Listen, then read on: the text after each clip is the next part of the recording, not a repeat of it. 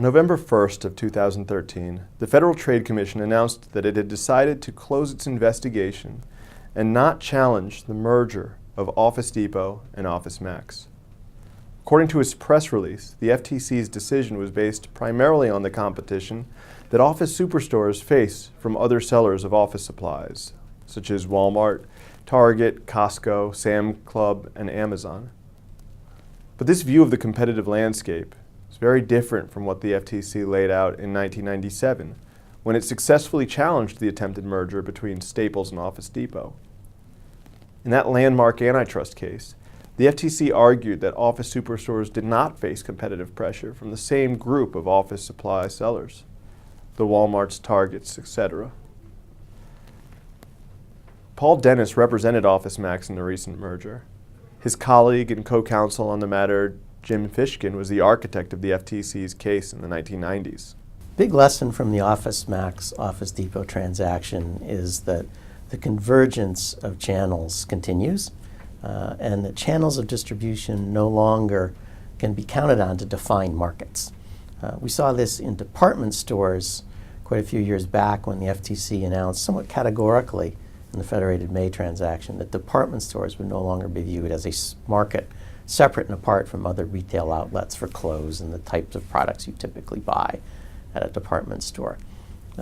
We've not seen such a categorical statement on office supply superstores, but we've come about as close to it as you could expect. The channels of distribution have converged there. Consumers have numerous options. They exercise those options.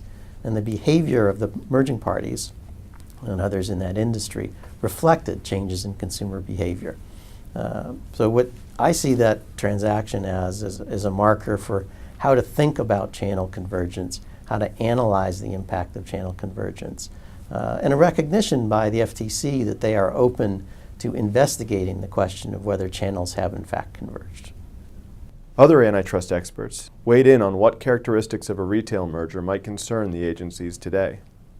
The OfficeMax deal is fascinating because it so clearly mirrors the 1997 Staples deal that the government effectively challenged. And it illustrates how the facts on the ground are going to dictate the outcome in an antitrust investigation. The FTC was probably right to bring the first case and was right probably not to bring the second case based on the public information I've seen. The world changed a lot between 1997 and today, and the parties apparently did a very good job of explaining that and convincing the FTC that that's true. The rise of internet sales and other competitors to superstores can be discerned without any empirical study, but if the parties did bring data to bear on those questions, that's a very compelling story, I think, for them to be able to tell, and it won, and probably should have.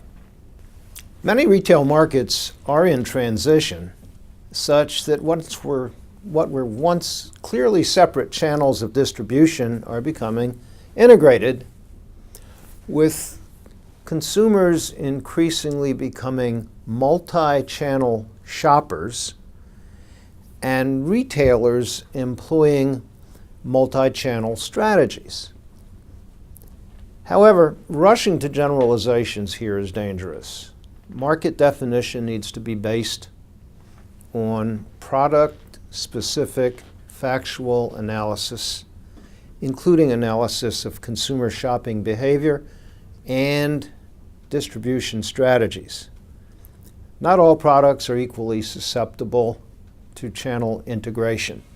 I think of expensive diamonds, I used to be in the jewelry business, and customized wearables. Not all retail markets will transition at the same pace.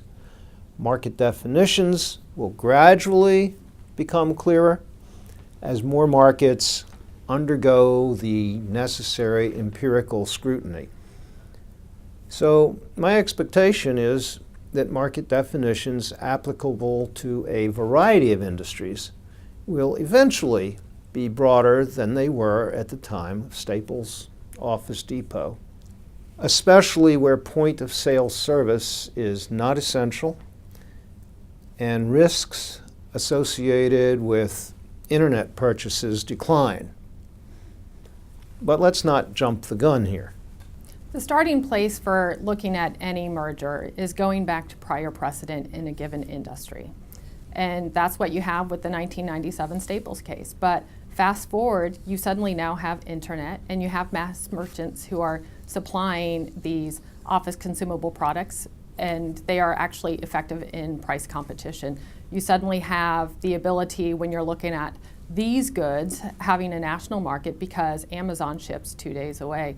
I think what you can draw from this, letting this transaction go through, is that we are in a different environment than we were in 1997, and there have been some significant industry changes. Whether that applies to other retail sector mergers, say in grocery stores, I think that you'll see a different outcome. I think two things come out of the merger. First, the agency should be commended in many respects for understanding and taking into account that retail, in fact, does change, and that the conditions foreshadowed in '97 have come to fruition. And it's can be sometimes hard for a decision maker to vary from a prior precedent, particularly when there were factual underpinnings to that precedent. So taking account of the ever-changing dynamic of retail power is important. At the same time, and secondly, it shows that perhaps a little more weight should be afforded senior executives at merging companies who are doing the foreshadowing.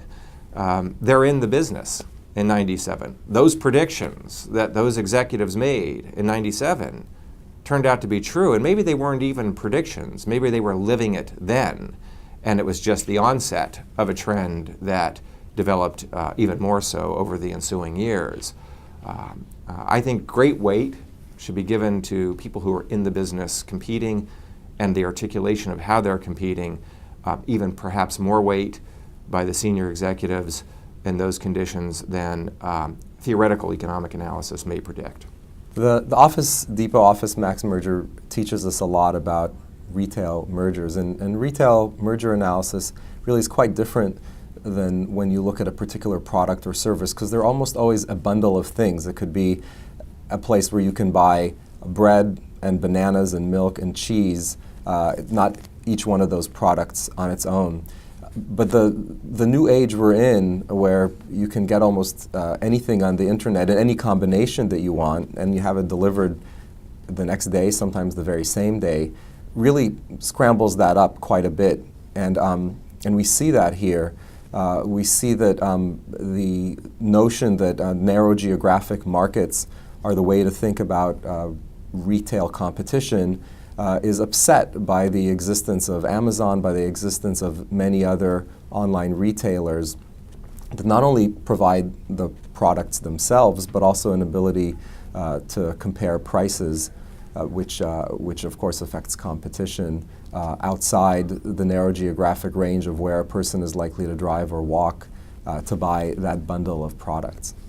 Well, 16 years ago, the market was very different. You'll recall that in '97, there wasn't the online capability that currently exists. There wasn't people did not shop online as much as they do now.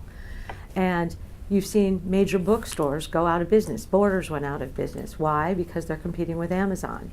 Barnes & Noble has scaled back enormously, and they've had to adjust their model so that they have more online access. And what the FTC found in their opinion is that the market has indeed changed. It's a fact-based inquiry. And the competition between Staples and Office Depot in '97 was, they were the two biggest office supply superstores. Now the market has differentiated and a great deal, such that there are many more alternatives for purchasing office supplies, both by contract and also by retail customers. And on that basis, they found that Office Max and Office Depot, their merger would not hurt competition to the office supply industry as a whole. Consumers around the country can attest that the retail market that we face today is very different than what the retail world was like in 1997.